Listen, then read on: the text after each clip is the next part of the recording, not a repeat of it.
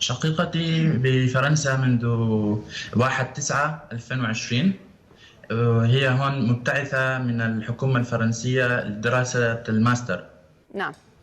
نعم. في اللغة الإنجليزية. أنا طالبة ماجستير من شهر 9 هنا. معي منحة من السفارة الفرنسية في عمان الحكومة الفرنسية لدراسة الماجستير، وأخوي مساعد لغة فرنسية عربية في مساعد لغة عربية بفرنسا هون في مدينة ليل.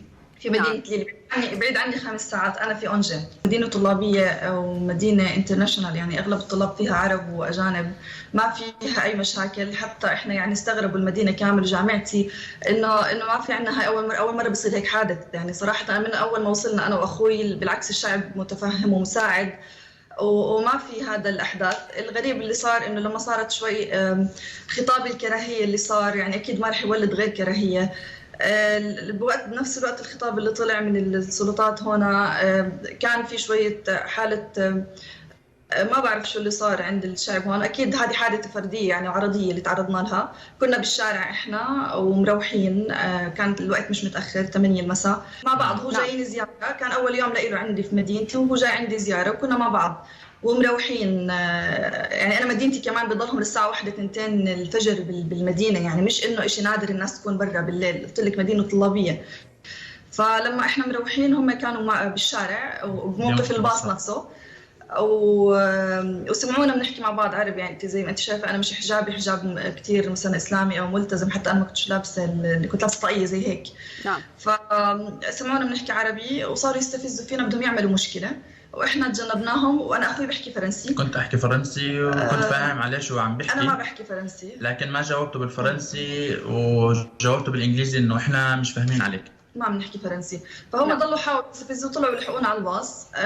ضلوا بالباص كمان يعملوا حركات، يصرخوا علينا ويبهدلوا فينا قدام الناس وقدام سايق الباص. بالاخير نزلنا لمنطقه انا بعرف سكن هناك. انا ساكنه سكن جامعي، وسكنات الجامعه فيها اكثر من فرع، فانا بعرف الفرع هذا القريب عليه ومعي مفتاحه.